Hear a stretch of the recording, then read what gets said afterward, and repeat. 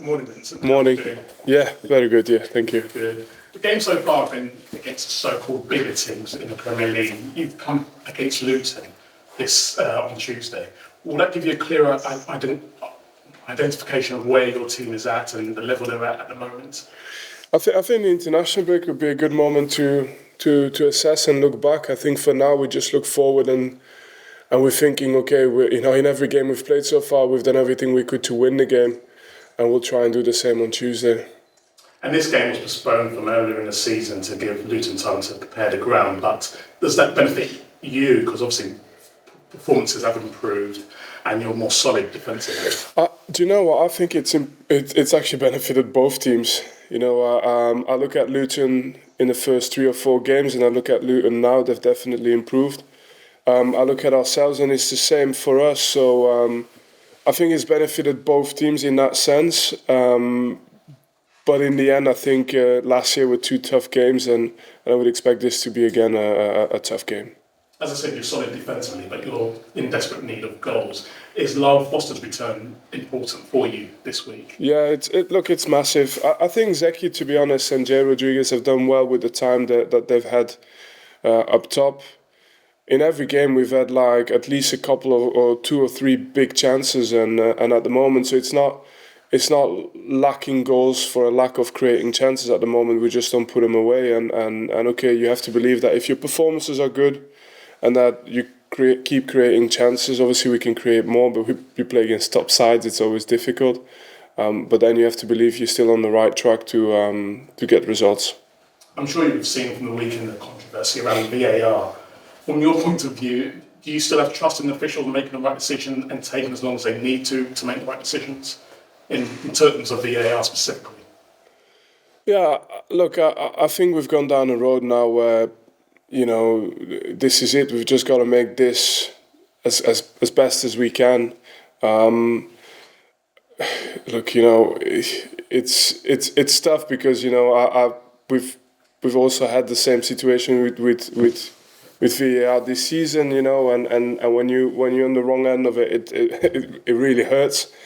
But in the end, I still think, that the approach of being open about these things, I want to maybe discuss the other side of it, which is that every single time in this country you get an extensive report as to why they made a decision. People are very open with it. People are admitting to mistakes and apologizing for it.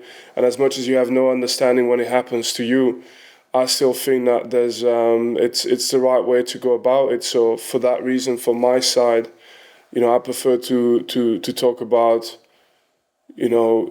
us making it the best we can and getting it right, understanding what we need for football, rather than point out individuals and make it about them. I think they're doing the best they can, but obviously we make mistakes. Fantastic. Thank you. Thanks, Lyle. Morning, Vincent. Morning. How do you feel your team's progressing to this point? Look, it's definitely we're 6 games in, right? So it feels like in the Championship we'd be about 12 games in by now, So obviously but the point is more like, okay, if you look at the first half of these games and the last half of these games plus the cup games we've had in between, I think we've had some good team performances, and now it's about results, of course, and but always with the idea that performances bring results, and I hope that we can actually materialize that very quickly. How do you reflect though on the difficulty of the fixtures? I mentioned it before, but you faced 5 of the top 8 from last season in the Premier League already. How much of a learning curve does that provide your players? Could that actually be a benefit in time because you've learned the level that you guys need to be at? Yeah, look, it's not going to be easy for any of the promoted teams, and us included. So every single game we're pushed to our limits. Opportunities not taken and mistakes made, get punished. But you with playing those games, you do feel like there's something in there for us, and we just got to keep believing, focus on making sure that we we start every game with the feeling that we can have a result and be no different on Tuesday. Can you take anything from the games against Luton last season? I know obviously different teams with new players in a way, but what can you take from the win that you had there, for instance, last year?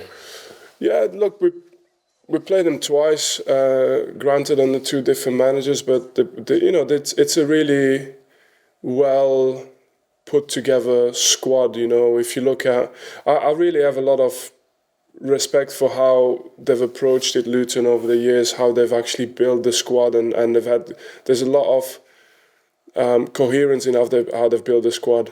You know, the players that they got, they can do exactly what the manager wants them to do, and then as well what the manager achieved with them last year after getting sacked, by the way, from Watford during the season. You know, getting them promoted is a tremendous achievement, and yeah, I mean, for us managers, you can lift the trophies and that's a way of success, but I think the best way of success is just overachieving, and Luton is overachieving on every aspect, and that shows that they've got good people and good processes in place. Obviously they got their first win of the season against Everton. What difference would it make to you and your team and the work that you're doing to get that first victory in the Premier League?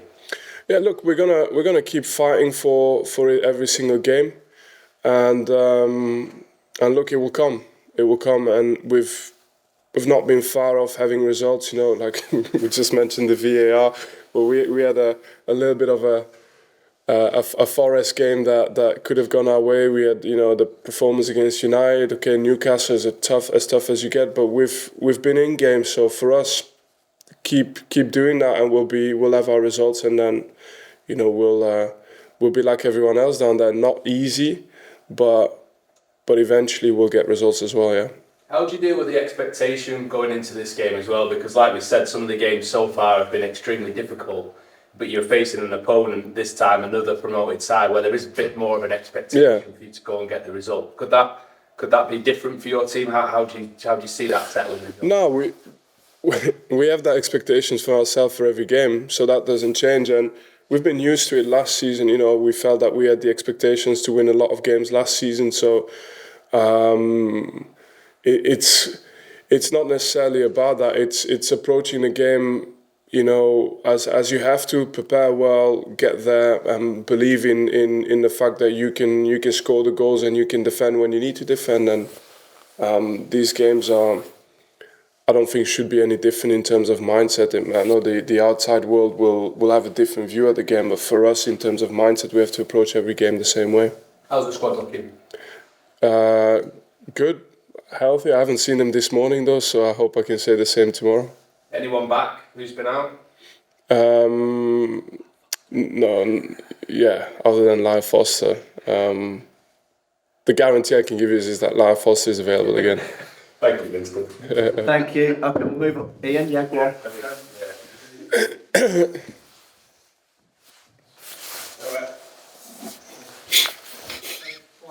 Morning.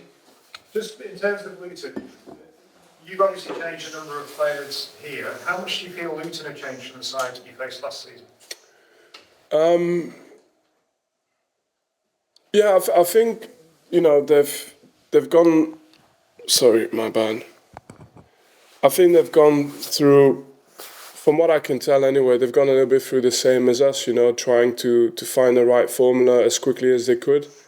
And you can see that they've actually settled on a squad, on a team at the moment with players who already did a very good job for them last season, you know. So we're all having to deal with the mix, you know. But in terms of what the manager does, what the team does, you know, they look very close to what made them good last season. Having got that first win of the season on the weekend, are you expecting a slightly different beast from maybe the one that you've seen earlier in the season? I don't know. All I know is that for us, we're going there with every intention to do what the game takes. You know, this is for us. It's a key game, like every game, but it's a key game, and you know, we really focus on ourselves, on our own mindset.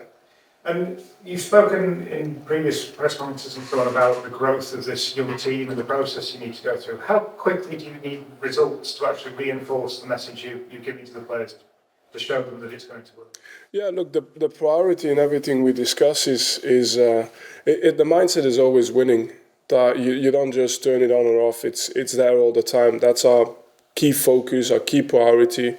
My only thing I'm sharing is that my experience of winning is that it's not just about saying it. It's, you know, habits, standards, consistency, and you know, our performances have been good and against tough oppositions, but it has to stay like this, and then you get results. And you know, tomorrow will be something we'll be trying to achieve massively, of course. Thanks, Ian. Thank you. Now we'll move on to the embargo.